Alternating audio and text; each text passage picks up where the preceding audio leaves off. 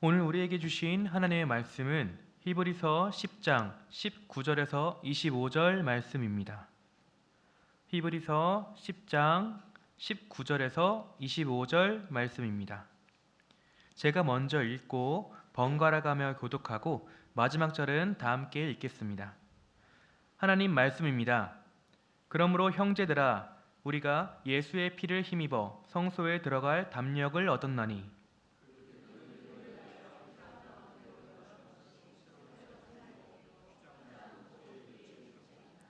또 하나님의 집 다스리는 큰 제사장이 계심에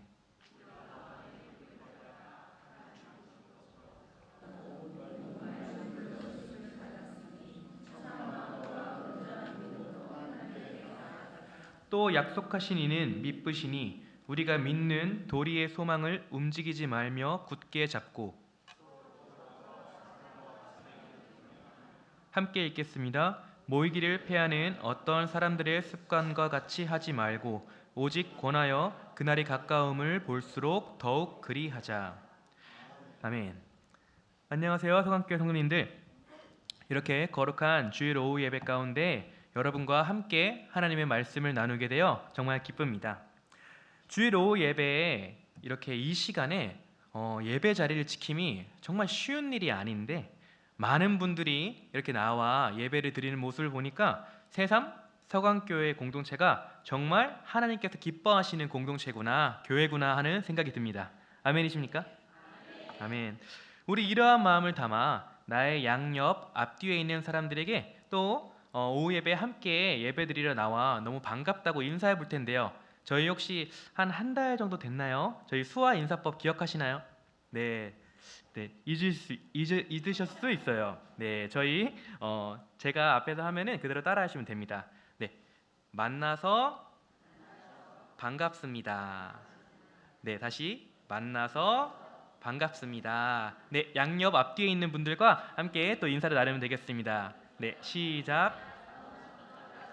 만나서 반갑습니다. 네, 감사합니다. 여러분, 우리는 지난 몇 주간의 시간 속에서 계속하여 하나님 나라에 관련된 내용들을 들어왔습니다. 오늘은 그런 하나님 나라의 백성이 살아가는 실질적인 모습과 그 내용에 대한 부분을 두고 함께 나누어 보려고 합니다. 우선 먼저 오늘 본문이 말하는 내용과 함께 이전 맥락에 대한 내용을 살펴보면 히브리서 1장에서 9장의 내용에서는 예수 그리스도의 능력, 곧 그의 탁월성과 대제사장 직분을 설명하며 예수 그리스도께서 우리의 참된 중보자 되시며 참 언약의 제사장임을 말하고 히브리서 10장 1절에서 18절의 내용에서는 예수님께서 직접 자신이 희생 제물이 되심과 그러한 예수님의 속죄 제사로 인하여 더 이상 이전에 반복되던 구약의 짐승 제사가 필요 없음을 말하는데 이는 곧 단번에 드리신 그 제사로서 우리를 구원하시는 그 구속의 완성을 이루심을 말합니다. 그리고 오늘 본문인 히브리서 10장 19절에서 25절에는 예수 그리스도의 사역에 기초한 주를 믿는 믿음의 백성인 신자의 실천적 반응에 대해서 말하고 있습니다. 그 내용은 주 안에서 믿음으로 살아가는 참된 신자는 하나님께 담대히 나아감과 함께 믿음의 공동체를 격려한다는 말입니다. 즉, 다시 말해 오늘 이 본문은 히브리서 전체의 교리적인 부분과 실천을 연결하는 전환점이 된다고 말할 수 있습니다. 우리가 앞서 말한 하나님 나라를 확장하는 데 있어서 전초기지가 되는 교회, 곧 하나님의 통치 질서 가운데 하나님의 나라를 살아가는 우리 신자들, 성도들은 어떻게 살아가는지에 대한 것입니다. 먼저 그 전에 본문에서 말하고 있는 내용과 그 의미를 먼저 살짝 살펴볼 텐데요. 본문 19절에 보면은 예수의 피를 힘입어 성소에 들어갈 담력을 얻었나니 라고 말하고 있는데요.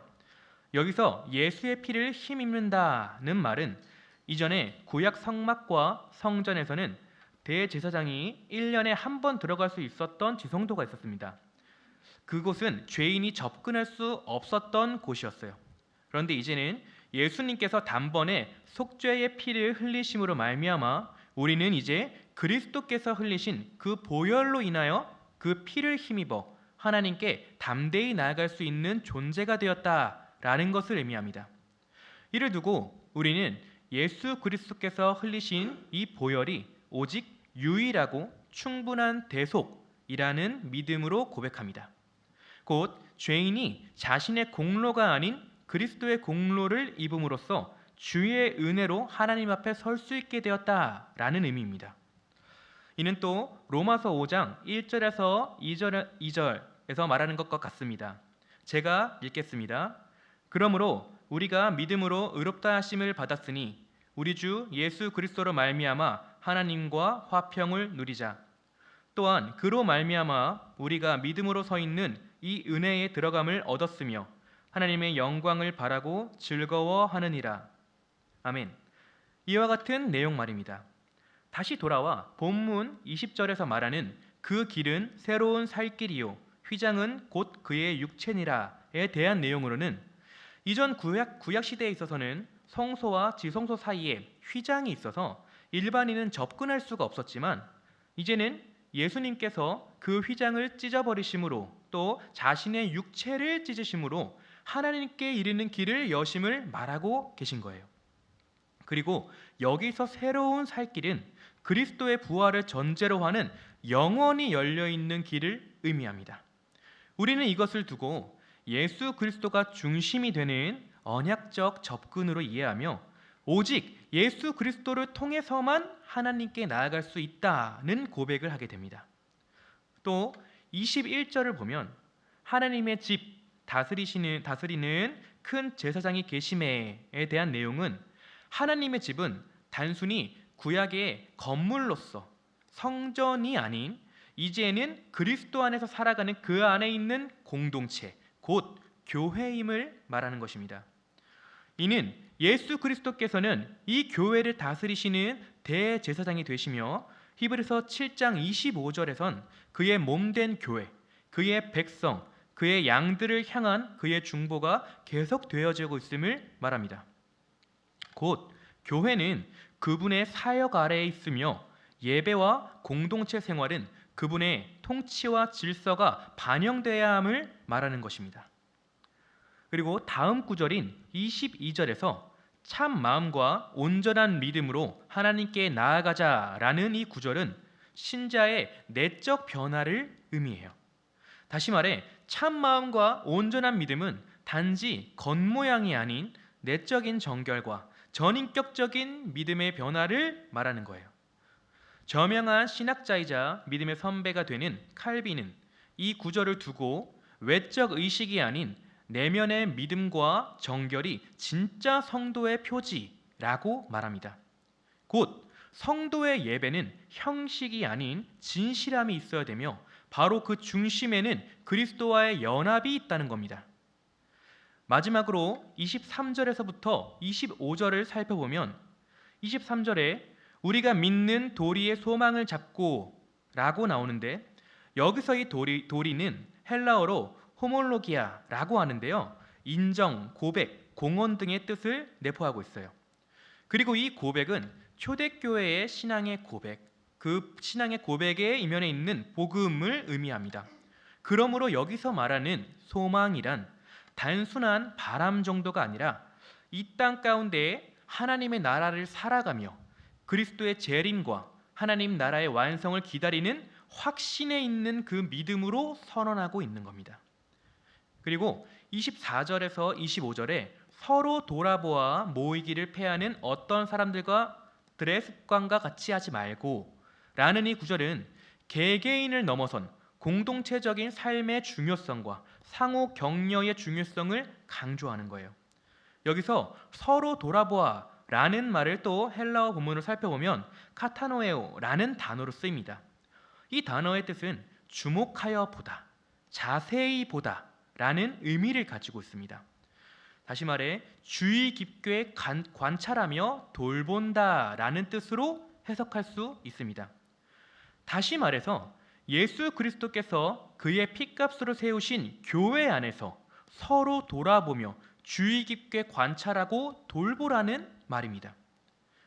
심지어 더 나아가 그날이 가까움을 볼수록 더욱 그리하자라는 말은 앞서 말했듯이 하나님 나라를 살아가는 주의 백성으로서 장차 이후에 있을 예수 그리스도의 재림, 종말을 절실한 소망으로 바라봄으로 그렇게 살아감을 의미해요. 바로 하나 되는 교회로서 말이죠. 그러므로 주님께서 세우신 이 공동체의 중요성은 아무리 강조하고 또 강조해도 부족한 겁니다. 올바른 성경의 가르침은 바로 이 교회가 은혜의 방편을 누리는 장이며 공예배, 성찬, 말씀, 교제는 개인주의적 신앙을 넘어 하나님 나라의 백성으로 살아가는 통로라고 말합니다. 그러므로 우리는 이러한 믿음의 공동체 안에서 서로 격려하고 사랑으로 섬기고 이미 임한 하나님의 나라를 살아가며 장차 임할 하나님 나라를 준비하고 소망함으로 살아가야 하는 거예요. 자, 이제 이러한 본문의 내용과 의미를 두고 볼 때 오늘 이 시간에는 설교의 제목과 같이 격려라는 단어를 가지고 그 안에 내포되어 있는 의미와 깊이를 살펴보며 교회라는 공동체를 두고 말해보려고 합니다. 먼저 이 격려라는 단어의 정의를 살펴보겠습니다. 격려의 사전적 용어는 이러합니다. 용기나 의욕이 솟아나도록 북돋아줌, 용기나 힘을 북돋아줌이라고 정의되어 있는데요. 바로 이 정의가 우리가 흔하게 알고 있는 격려라는 말의 단어의 뜻이죠. 그렇다면 이제 좀 더 나아가 말씀 안에서 살펴보겠습니다. 이 격려라는 말을 헬라 원문으로 살펴보면 파록시스모스라는 단어로 사용됨을 볼 수 있습니다. 곧 이 파록시스모스라는 단어가 내포하는 뜻으로는 격려, 격동시킴, 자극, 격심한 등이 있는데요. 정말 재미있는 사실은 이 단어가 논쟁, 말다툼, 성냄, 불화 등의 의미도 같이 담고 있다는 거예요. 예를 들어 사도행전 15장 39절에 보면 서로 심히 다투어 라는 말이 나오는데 여기서 이 심히 다투어 라는 말이 우리가 함께 읽은 본문의 격려라는 말과 동의어로 사용되고 있다는 거예요. 한마디로 격려라는 단어의 원어가 되는 이 파록시스모스라는 단어 안에 우리가 흔히 알고 있는 격려라는 단어의 의미가 아닌 그와는 정반대적인 의미가 있다는 거예요. 시편 64편 5절에는 이러한 말이 나옵니다. 함께 읽어보도록 하겠습니다. 그들은 악한 목적으로 서로 격려하며 남몰래 올무놓기를 함께 의논하고 하는 말이 누가 우리를 보리요 하며. 자, 여기서 뭐라고 하고 있죠? 악한 목적으로 서로 격려하고 있대요. 악한 목적으로. 구약 성경인 시편이기에 여기서 이 격려는 본래 히브리어로 사용되었는데요. 그 뜻 안에는 좋은 의미인 격려하다, 돕다, 지원하다 뿐 아니라 고집하다, 주장하다, 완악해지다, 강팍해지다, 완고하다 등의 좋지 않은 의미가 담겨 있음을 찾아볼 수 있습니다. 우리가 평소에 너무나도 쉽게 말하고 접하는 이 격려라는 단어 가운데 이러한 의미가 있는 거예요. 우리가 교회 안팎으로 누군가를 만나 얘기할 때, 교제할 때, 함께 사역할 때 우리는 너무나도 우리에게 친숙한 단어인 이 격려를 가지고 이야기합니다. 그런데 우리의 의도와는 다르게, 우리의 생각과는 다르게 오히려 그 관계가 무너지고 깨지는 그러한 현상, 그러한 모습 등을 쉽게 접하거나 볼 수 있습니다. 왜 그런 것일까요? 우리가 왜 교제한다고 하며 얘기할 때 논쟁과 말다툼, 불화가 나타날까요? 공동체에 대한 관점에서 탁월함을 가짐으로 많은 저서들을 내시고 설교를 하신 저명한 신학자이신 레리 크랩이라는 이름을 가진 목사님이 계세요. 이 목사님은 이를 두고 목적과 욕구라는 표현을 사용하시며 설명했습니다. 목표란 사람이 변함없이 꾸준히 헌신하고 있는 목적이라고 정의되고, 욕구란 다른 사람의 협조 없이는 얻을 수 없는 무언가를 원하는 것이라고 정의된다고 해요. 한마디로 목표는 다른 사람이 아닌 자기 자신에게 스스로 책임을 묻고 최선을 다하며 나아가는 반면에 욕구는 자신이 아닌 다른 이의 협조를 구하기에 그 사람의 통제를 넘어서므로 책임을 지지 않는, 책임을 질 수 없는 목표라고 합니다. 그러하기에 이러한 욕구는 그 목표를 이루지 못함을 두고 일명 남 탓을 하게 됩니다. 이를 좀 더 풀어서 설명한다고 했을 때 누군가와 대화할 때 상대방으로 하여금 내 말을 경청하게 하겠다라는 내 목표는 목표의 정의에 어긋나고 오히려 욕구의 정의에 맞는다고 볼 수 있는 거죠. 물론 상대방이 내 말을 경청하기를 바라는 마음은 죄가 아닙니다.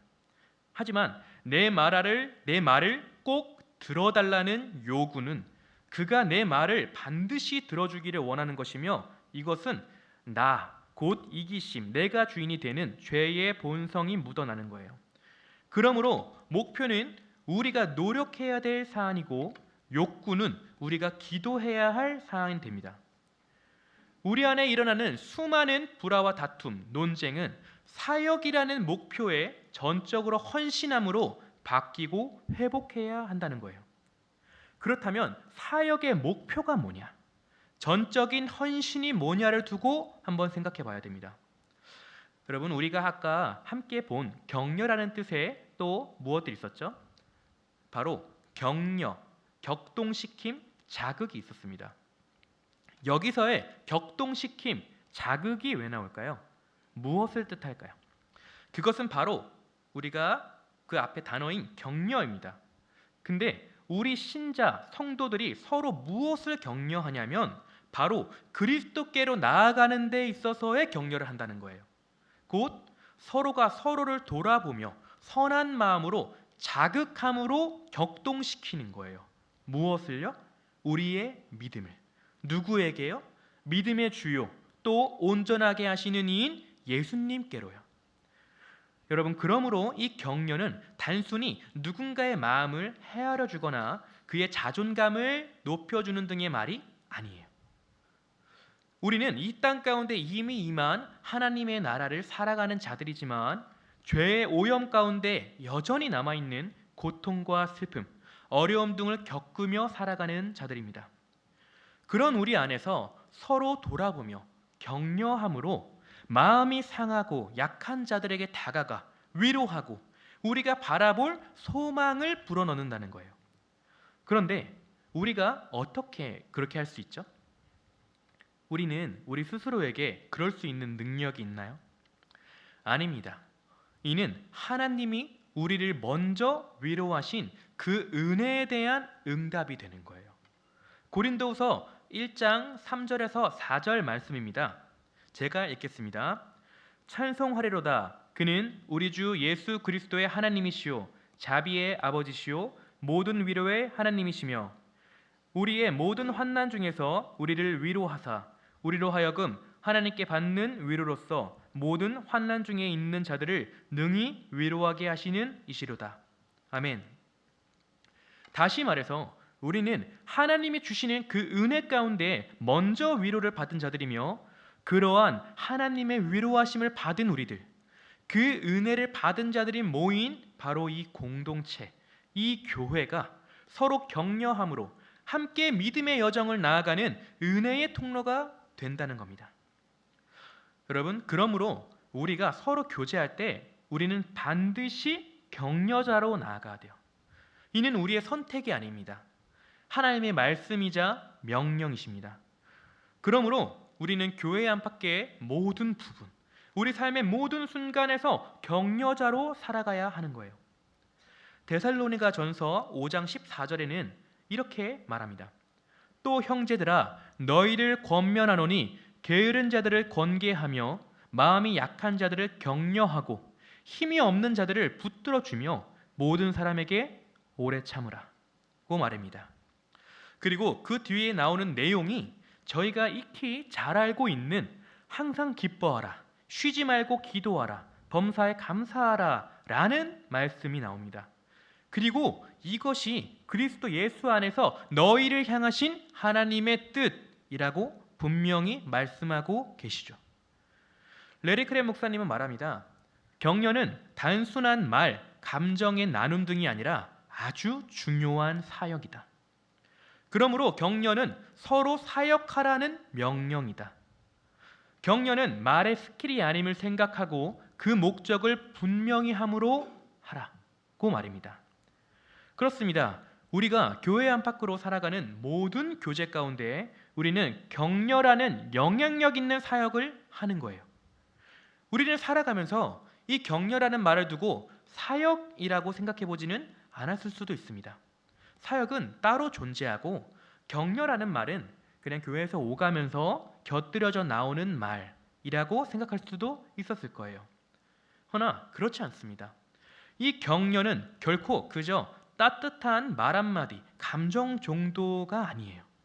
감정이 아닌 사역이며 스킬과 상황이 아닌 목적입니다. 하나님의 말씀 가운데 중심을 둔 하나님 나라의 백성으로서 공동체로서 그리스도를 바라보며 함께 나아가는 힘쓰는데 그 나아감에 힘쓰는 데의 사역이라는 것입니다. 그러므로 우리는 말의 내용이 아니라 말을 하는 이유를 생각해야 되고 무엇을 하는가보단 왜 하는가를 더 중요하게 생각해야 됩니다. 말을 어떻게 할까? 어떤 말로 조리 있게 아주 그럴듯하게 말할까가 아니라 말의 저면에 있는 그 동기와 목적이 더 중요하다는 겁니다. 스킬과 상황이 아니라 하나님의 말씀 앞에 순종하는 자로서 하나님 나라를 확장해가는 그 시간 속에서 한 영혼을 그리스도께로 이끄는 그 분명한 목적이 중요하므로 그 목적을 잊지 말고 기억함으로 행하라라는 것입니다. 그러면서 계속하여 생각하고 분별해야 됩니다. 내가 지금 하는 그 교제의 시간 속에서 그 만남의 시간 속에서 내 형제 자매에게 말하는 그 말들이 하나님 나라 가운데 주의 사역의 목적을 둔 것인지 아니면 내 욕구인지를 말이죠. 여러분, 제가 흔하게 사용하는 말로서 이러한 말들을 하곤 합니다. 본질이 중요한 것이지 비본질적인 것이 중요한 것이 아니다. 또 하나님의 말씀에 관련한 본질에 있어선 유동과 타협이 없어야 하지만 그에 대한 모든 방법론적인 부분들은 비본질적인 것이므로 가능하다. 여기서 본질적인 부분이 무엇일까요? 그것은 하나님의 말씀, 곧 하나님의 말씀인 성경의 그 권위를 인정하며 성경의 무호성을 말하며 그 부분을 최우선으로 두고 오직 성경을 기준으로 하여 생각하고 판단하여 정함을 말합니다. 그렇다면 비본질적인 부분들은 무엇일까요? 그것은 바로 그 이외에 있는 수많은 방법들입니다. 여러분, 밥을 먹을 때 숟가락으로 먹느냐 젓가락으로 먹느냐가 중요합니까? 아니면은 밥을 먹는 게 중요합니까? 네, 밥을 먹으려고 사용하는 거잖아요. 당연히 밥을 먹는 게 중요합니다.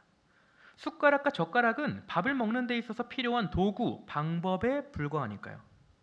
그런데 우리들은 때때로 이 부분을 두고 논쟁하고 다투며 불화를 일으킵니다.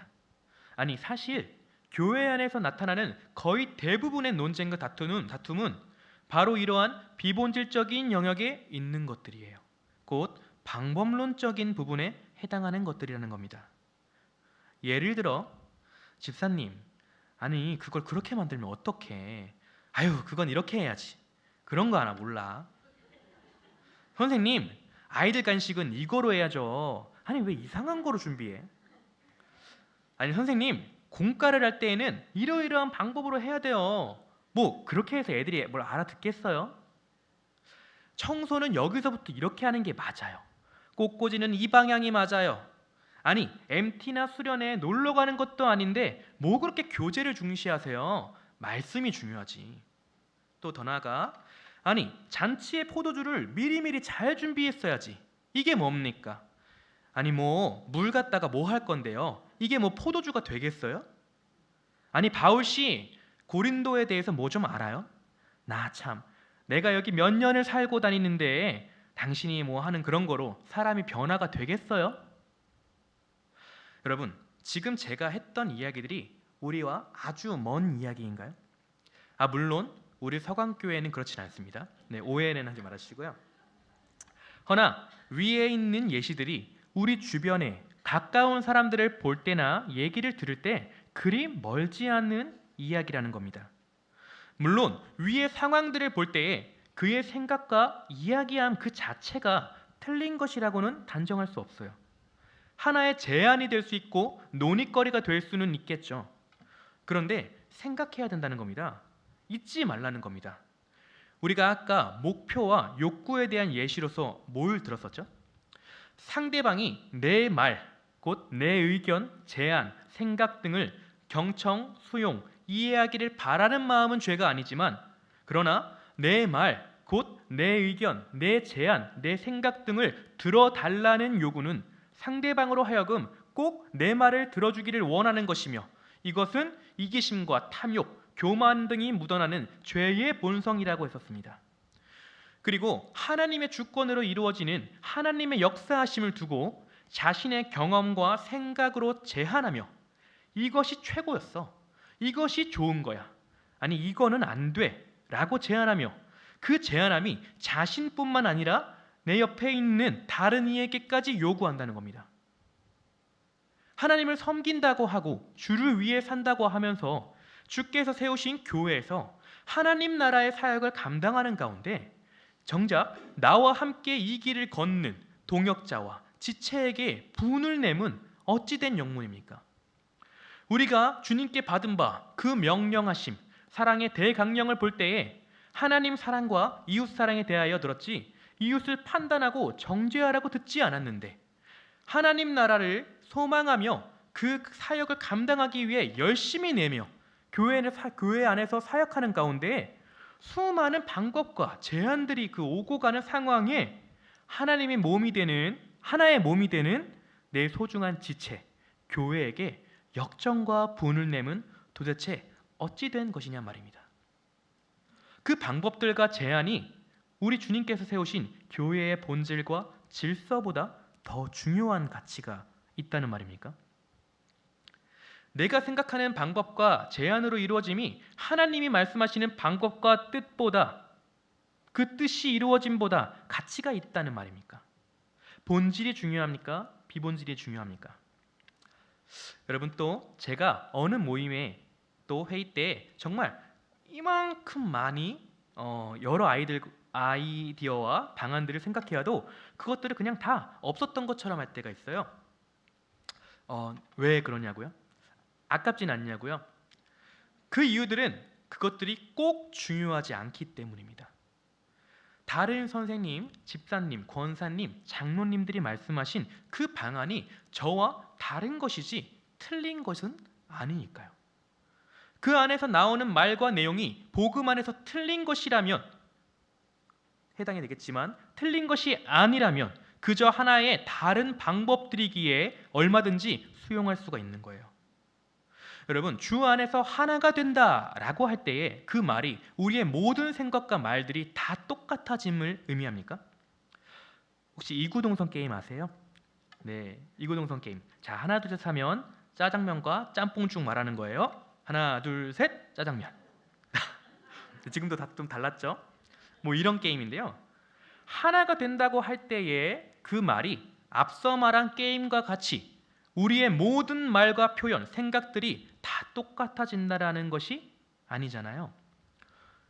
여러분, 저는 부교육자로서 담임 목사님의 사역을 돕는 포지션에 있습니다. 저뿐만 아니라 다른 모든 분들도 마찬가지예요.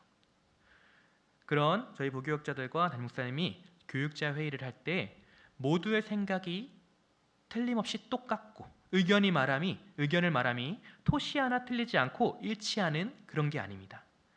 각자의 생각이 다 다를지라도 그것들이 복음 안에서 올바른 가치에서 벗어나지 않는다면 그 모든 것들은 하나의 비전, 곧 목표를 바라보는 사역을 위한 방법과 도구들임으로 누구의 의견이든 누구의 제안이든 얼마든지 수용할 수 있기에 그러므로 내 뜻과 생각들을 내려놓고 함께 나아갈 수가 있는 거예요. 스킬과 방법이 아닌 하나의 비전을 바라보는 사역을 목적으로 두고 말이에요. 그러한 상황 가운데 모든 다양한 의견과 생각들이 있지만 특히 하나님께서 세우신 우리의 영적 리더로 세워주신 담임 목사님의 의견에 그 뜻에 순종하는 겁니다. 이러함이 담임 목사님뿐 아니라 교회 안에 영적 리더로 세워진 모든 교육자들을 비롯한 또 장로님들을 또 비롯한 모든 그런 세워진 자들에게 해당하며 이는 그들 곧 사람 자체의 순종함이 아닌 그들을 세우신 하나님의 통치와 질서에 순종한다는 것이며 하나님의 선하신 뜻을 신뢰한다라는 믿음의 고백이 되는 겁니다. 우리는 하나님의 통치와 질서가 실현되는 하나님 나라를 살아가는 백성들이잖아요. 이러한 관점에서 하나님의 통치와 질서를 방해하는 것들을 생각할 때 그 중에서도 저는 이 믿음의 공동체를 흔들고 방해하는 최고는 교만이라고 생각합니다. 믿음의 공동체에서 가장 큰 방해가 되는 요소 중 하나가 교만이라는 거예요. 이것은 단지 도덕적 결함이 아니라 영적인 공동체의 질서를 깨트리는 근본적인 죄입니다. 그 이유는 바로 교만은 하나됨과 섬김의 질서를 무너뜨리기 때문입니다. 교만의 헬라어 원어와 성경적 의미는 이러합니다. 교만은 히브리어로는 가온이라고 말하며 헬라어로는 휘페레파노스라고 말합니다. 그 뜻은 오만, 자신을 과하게 높임, 자신을 드러냄, 타인을 멸시함 등이 있는데요. 특히 히브리어 쪽 뜻을 보면 이러한 뜻이 있습니다. 탁월, 화려함, 그리고 장대함과 위엄. 세상에서는 말합니다. 탁월한 사람, 화려한 스킬 등을 두고 대단하다고, 멋지다고 말입니다. 그런데 그런 능력을 가진 사람들은 교회 안에도 있습니다. 어떠한 섬김을 하거나 모임을 이끌 때, 행사를 맡아 진행할 때, 무엇을 도맡아 행할 때, 심지어 더 나아가 예배 인도를 하거나 중직자를 맡는 모든 부분들이 포함됩니다. 그리고 소위 그러한 사람들을 두고 좋게도 표현하는데요. 하지만 이중적인 의미가 있습니다. 영적 엘리트라고도 말합니다. 여러분, 우리가 가진 달란트는 너무나도 귀한 것이죠.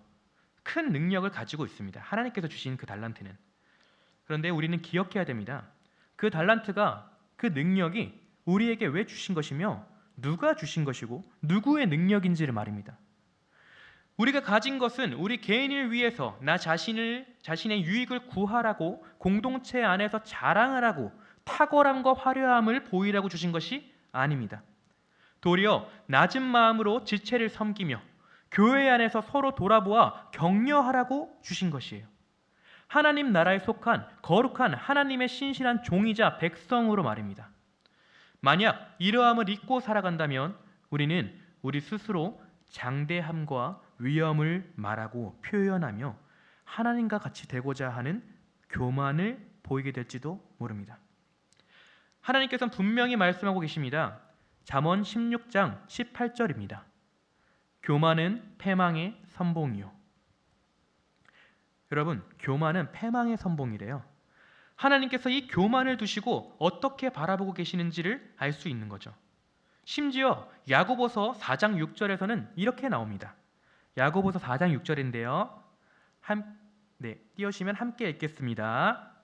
그러나 더욱 큰 은혜를 주시나니 그러므로 일러스되 하나님이 교만한 자를 물리치시고 겸손한 자에게 은혜를 주신다 하였느니라. 아멘. 하나님께서는 교만한 자를 물리치시고 겸손한 자에겐 은혜를 주신다고 하세요. 여러분, 이 교만의 반대말로 자주 등장하는 게 뭔 줄 아십니까? 바로 프라우스, 온유입니다. 여기서 온유란 우리가 바로 떠올릴 수 있는 감정, 성품의 온유가 아니라 더 나아가 하나님의 말씀에 순종함으로 그 영적 전쟁 가운데에서 그 길 가운데 약속의 땅을 향해 나아가는 것을 말해요. 하나님께 순종함으로 말이에요. 마태복음 5장 5절에서는 이렇게 말씀하십니다. 온유한 자는 복이 있나니 그들이 땅을 기업으로 받을 것이며. 아멘. 곧 하나님의 말씀 앞에 순종함으로 약속하신 그 땅을 향하여 나아가는 이들에겐 그것을 약속하신 이의 말씀의 성취로 그 기업을 얻는다는 거예요. 이는 온유가 순종으로 이어지고 이것과 반대되는 것이 교만이 된다는 말입니다. 말씀을 정리하겠습니다. 여러분, 우리는 하나님의 백성입니다. 우리는 하나님의 자녀입니다. 우리는 하나님의 말씀 앞에 순종함으로 살아가는 이들이며 그런 이들이 모인 믿음의 공동체 곧 교회입니다. 이 믿음의 공동체 교회는 헬라어로 코이노니아라고 불립니다. 이 코이노니아는 공유, 나눔, 참여, 친밀한 교제를 의미한다고 해요. 다시 말해서 공동체성, 연합, 상호 교제를 내포하는 단어가 되는 거예요. 이런 코이노니아의 근본적인 출발은 바로 삼위일체 우리 하나님의 교제로부터 출발합니다. 올바른 성경 말씀은 이 코이노니아가 삼위일체 하나님의 내적 교제에 근거하였다고 말하는 거예요. 하나님은 본질적으로 성부, 성자, 성령의 삼위일체의 하나님이십니다. 관계적인 부분이시죠. 교회는 그러한 하나님으로부터 그 관계에 대해서 말을 하고 그 근거가 되는 공동체라는 거예요. 그러므로 우리의 교제는 단순한 인간적 모임이 아니라 하나님 안에 속한 하나님 나라에 참여하는 실제적인 연합이라는 거죠. 또 이런 코이노니아는 그의 교회의 머리가 예수 그리스도이시며 우리는 그의 몸된 교회임을 말하며 그리스도와의 연합을 뜻하기도 합니다. 그러므로 이러한 코이노니아 안에서 격려함은 나의 욕구를 표출하며 나의 이익이 묻어남이 아닌 도리어 상대방의 유익, 곧 그 유익이 무엇이냐? 그 한 영혼이 예수 그리스도께로 나아가는 것을 위하여 격려함을 말합니다. 진정한 격려는 아까도 말했지만 말의 스킬, 테크닉이 아니라 복음의 진리를 믿고 사랑하는 자가 드러내는 태도이며 관계의 중심을 돌봄을 통해 성령의 일하심에 동참하는 것입니다. 그러므로 우리가 이 교회 안에서 격려할 때에는 단순히 솔직하게 말해요 라고 말하면서 그냥 내에 있는 솔직함을 말하는 전적인 개방이 아닙니다. 오히려 상대방의 그 유익, 곧 사역의 목표를 바라보며 그 영혼을 위해 전적인 헌신에 가까워요. 전적인 개방이 아니라.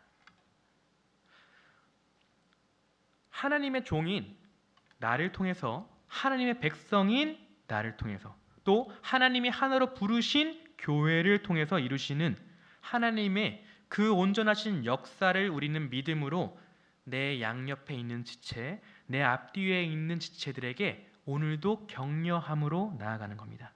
우리가 예배 시간 시작할 때에 또 마무리하고 집에 돌아갈 때에 인사를 나누고 나누는 등의 또 이후에 있는 모든 교제 속에서 우리가 나누는 것은 바로 이러한 아주 중요한 사역이라는 겁니다. 정말 마무리하겠습니다.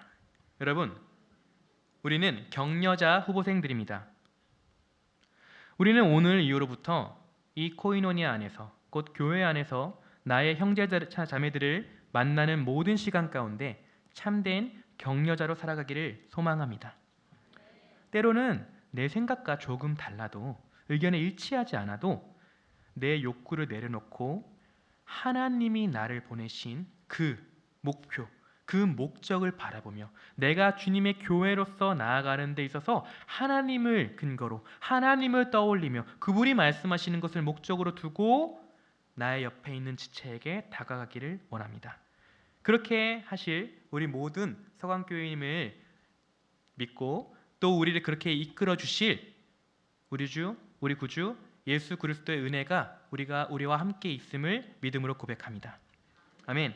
우리 함께 우리를 사용하소서라는 찬양을 하시면서 믿음의 결단을 하며 나아가겠습니다.